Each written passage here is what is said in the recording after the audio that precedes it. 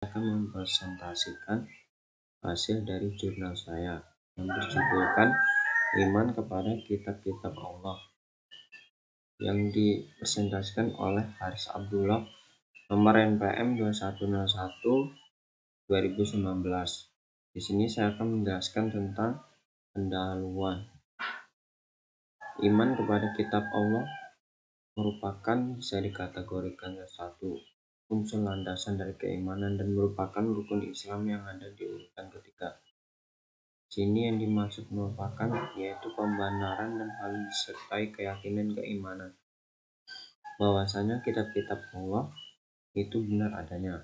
Kitab-kitab tersebut merupakan dari kalamullah Allah wa Jalla yang terkandung di dalamnya terdapat berbagai banyak petunjuk bagi seluruh umat manusia. Kitab yang diturunkan merupakan satu bentuk antar kasih sayang Allah Subhanahu wa Ta'ala yang begitu besar kepada umatnya atau hambanya, yang merupakan suatu kebutuhan hambanya terhadap kitab-kitab Allah. Dan akal yang ada pada manusia hanyalah bersifat terbatas yang tidak mampu dan tidak bisa mengikuti semua rincian yang ada, dan kita dapat sesuatu manfaat yang ada yang bisa menimbulkan berbagai mudarat bagi dirinya. Dan beriman kepada kitab-kitab Allah satu dikategorikan sebagai rukun iman yang begitu ajaib dipahami oleh setiap umat yang ada di dunia. Saya akan membahas tentang pendahuluan. Pengertian dari iman itu sendiri dari menurut berbagai bahasa bisa dikatakan sebagai pembenaran dan percaya. Dari iman menurut istilah itu sendiri bisa diartikan dalam kepercayaan yang begitu diyakini baik dari kebenaran maupun dalam hati yang diucapkan dengan lisan, dan bisa juga diamalkan dengan cara perbuatan. Pengertian itu sendiri iman kepada kitab-kitab Allah merupakan meyakini dan mengimani sepenuh hati bahwasanya ini kitab Allah itu memang benar-benar wahyu dari Allah yang diturunkan langsung pada para nabi dan rasul, dan tidak mungkin lagi diragukan kebenarannya. Isi dalam kitab-kitab Allah yaitu menjadikan pedoman kehidupan manusia yang ada di dunia. Dari iman kepada kitab-kitab Allah berarti mengakui, mengimani, mempercayai dan meyakini bahwasanya Allah telah menurunkan kitab-kitab beserta kepada nabi dan rasulnya yang terdapat memuat dan berisikan ajaran-ajaran dari Allah yang berikan kepada umatnya, dan agar bisa langsung disampaikan kepada semua dan seluruh umat yang masing-masing. Dan mengimani dari kitab-kitab Allah yang diturunkan langsung pada nabi dan rasul merupakan rukun iman yang ketiga, dan itu hukumnya wajib bagi seluruh umat muslim yang ada di dunia. Tidak boleh mengingkari dari salah satu kitab Allah yang diberikan pada nabi dan rasul. Jika mengingkari salah satu seluruh kitab Allah yang diberikan kepada umatnya, dan juga dari para nabi dan rasul. Dan sekarang saya akan menjelaskan tentang kitab-kitab Allah setelah Al-Quran, dan Al-Quran kitab Allah yang terakhir. Kitab dan menurut bahasa diartikan sebagai tulisan, sedangkan dalam beberapa istilah artinya itu firman Allah yang tulisan yang terdapat berbagai lembaran-lembaran yang terjadi dalam bentuk sebuah kitab atau buku. Pengertian dari iman kepada kitab Allah itu sendiri merupakan meyakini dan dengan sepenuh hati bahwasanya kitab-kitab Allah itu merupakan benar-benar wahyu dari Allah yang langsung diturunkan melalui malaikat Jibril kepada nabi dan rasul sebagai pedoman dalam hidup manusia agar tidak tersesat dan berbahagia hidup di dunia dan di akhirat. Dan iman kepada kitab-kitab Allah yang keempat merupakan satu yang wajib diimani. Jika tidak diimani maka diartikan sebagai digolongkan kepada orang-orang yang tidak beriman, dan bisa juga dikatakan sebagai murtad dalam agama terhadap kitab-kitab Allah yang menjadi kita ketahui ada 4.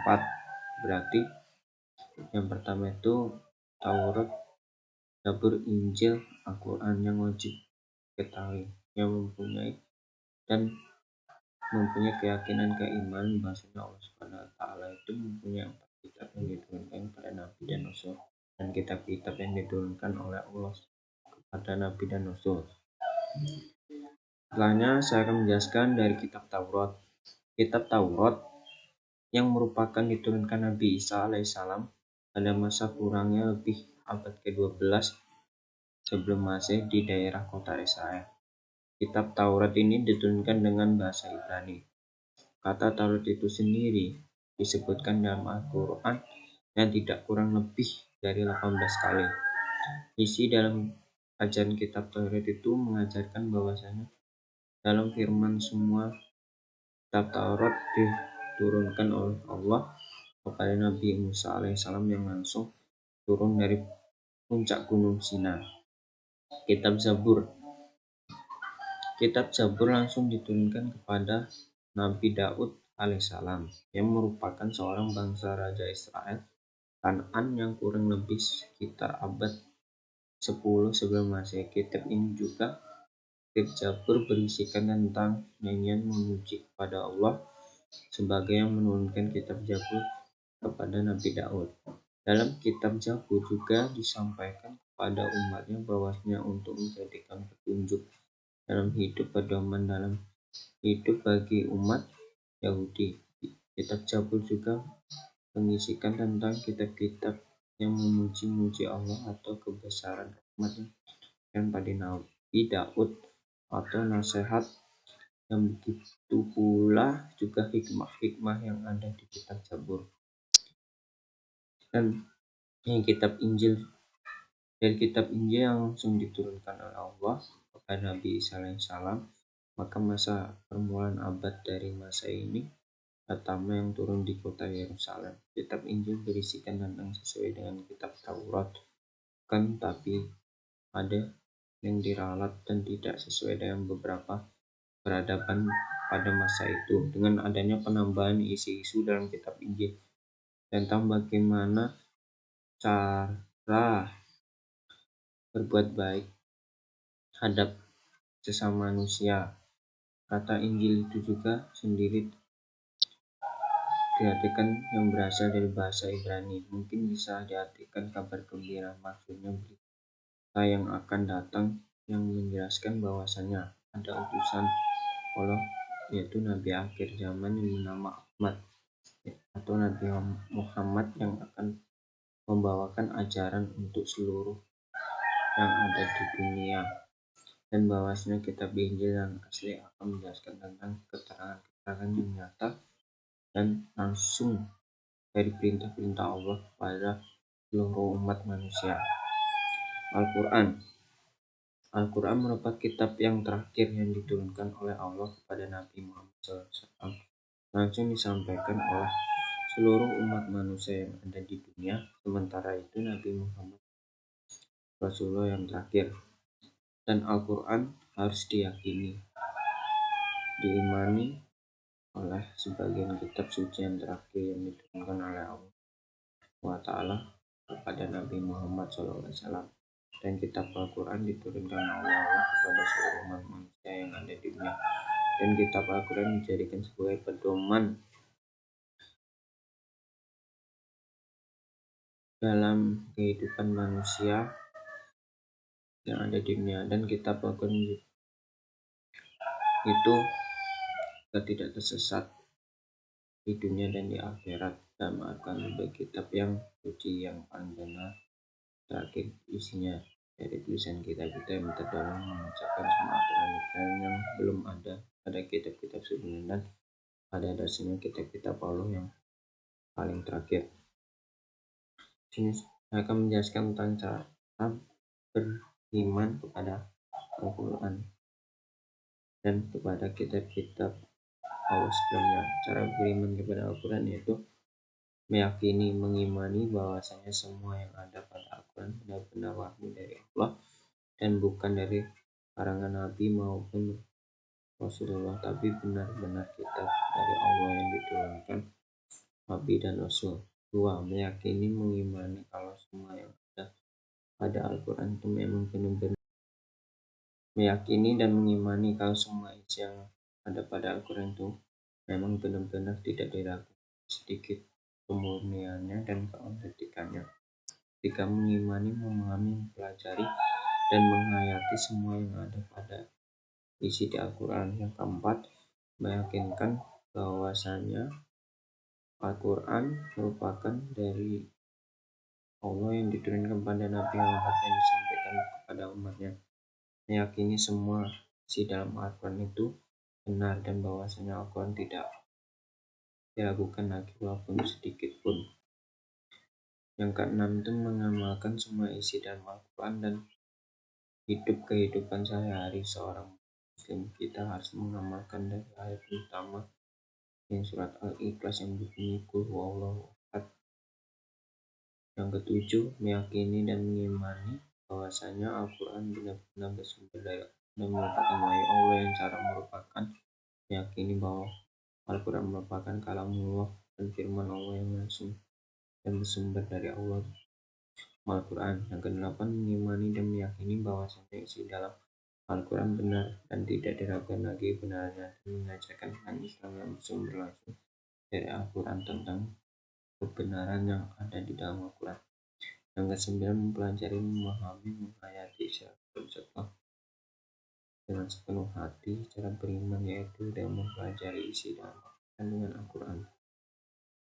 Dan bagaimana cara beriman kepada kitab-kitab sebelum Al-Quran? Yang pertama itu meyakini, memahami, mempelajari, dan mengimani bahasa terhadap kitab-kitab Allah yang perlu diimani, yaitu Taurat, Zabur, Injil, yang merupakan wahyu dari Allah yang bukan buatan Nabi maupun para rasul. Yang kedua, meyakini dan sepenuh hati bahwasanya isi-isi yang ada di dalam kitab Zabur, Taurat inilah merupakan kitab yang benar. Yang ketiga, mempercayai bahwasanya keberadaan kitab-kitab sebelum Al-Quran seperti kitab Zabur, Taurat, Injil, dan Al-Quran merupakan kitab-kitab sebelum Al-Quran merupakan rukun iman yang ketiga dalam ajaran Islam. Yang keempat, dalam cara isi kandungan yang ada di Al-Quran di antara dengan beriman kepada kitab-kitab sebelum Al-Quran diturunkan, yaitu kitab Taurat, Injil, dan memahami empat kitab itu dari isi atau kandungan yang terdapat dalam Al-Quran akan menambah keimanan seseorang. Jadi fungsi dari Al-Quran dan isi kandungan dalam Al-Quran. Fungsi dari Al-Quran sebagai petunjuk bagi umat muslim. Sebagaimana kita ketahui, fungsi utama sebuah kitab suci Al-Quran adalah sebagai petunjuk dan pedoman bagi umat muslim yang ada seluruh dunia. Yang kedua, sebagai penyempurna dari kitab-kitab suci yang sebelumnya, karena kitab suci Al-Quran berbeda dengan kitab suci sebelumnya dan menjadi kitab suci yang terakhir diturunkan melalui Nabi Muhammad. Yang ketiga, sebagai sumber pokok dari ajaran agama Islam yang diketahui sumber ajaran agama Islam yaitu ada tiga, Al-Quran, Sunnah, Istiadat. Al-Quran dijelaskan bahwasanya firman Allah yang langsung diturunkan oleh Nabi Muhammad SAW, dan Sunnah bukan sabda yang langsung atau ketetapan dan tindakan Rasulullah terhadap sehat upaya yang sungguh-sungguh yang dilakukan oleh para mujtahid tentang bagaimana menyimpulkan berbagai hukum agama dengan sebagian dalam Al-Quran dan As-Sunnah. Yang keempat, mengamalkan ajaran Al-Quran dalam kehidupan sehari-hari dan sebagai pegang hidup untuk petunjuk arah kehidupan. Isi dalam kandungan Al-Quran yaitu dalam sumber ajaran Al-Quran sebagai pokok dari syariat dan dalil dan syar'i yang mencakup pada berbagai aspek kita menjalani kehidupan yang ada di dunia dan di akhirat yang terkandung dalam kitab Al-Quran. Satu, sebagai akidah keyakinan pada diri seorang muslim. Dua, sebagai ibadah dalam melaksanakan beribadah dan selalu taat kepada Allah. Tiga, berakhlak dalam menjalani kehidupan yang ada di dunia dan di akhirat. Yang keempat itu sebagai hukum dalam menentukan perbuatan dalam Islam. Yang kelima, sebagai dasar ilmu pengetahuan atau sains merupakan satu dalam kandungan di dalam Al-Quran. Yang keenam, bagaimana cara mengabdi dan menyembah hanya kepada Allah Subhanahu wa Ta'ala. Yang ketujuh, tentang tata cara dalam kehidupan sehari-hari atau berakhlak. Yang kedelapan, mengandung kabar gembira bagi orang beriman dan mengandung banyak dan bagi orang-orang yang kafir. Yang kesembilan, dalam kehidupan sosial dan kedamaian dalam kehidupan bermasyarakat. Yang ke-10, terdapat kandungan tentang sejarah pada orang-orang zaman terdahulu. Kesimpulannya, bisa disimpulkan bahwasanya mengimani kitab Allah merupakan rukun Islam yang ketiga dan harus dipelajari dan diimani dengan sepenuh hati. Dari keempat kitab tersebut, dari kitab Taurat, Injil, Zabur, dan Al-Quran merupakan kitab-kitab Allah yang diturunkan melalui Nabi terlebih lagi terhadap kitab Al-Quran yang merupakan suci umat Muslim Islam yang harus dijaga keasliannya dan keunikannya yang agar terjaga isinya dan tidak diubah-ubah karena di dalam Al-Quran merupakan petunjuk dalam kehidupan manusia yang ada di dunia maupun di akhirat. Bisa diartikan Al-Quran kitab yang menyempurnakan dari kitab-kitab lainnya. Mungkin cukup sekian dari presentasi saya tentang iman kepada kitab-kitab Allah. Cukup sekian dari saya akhiri. Wassalamualaikum warahmatullahi wabarakatuh.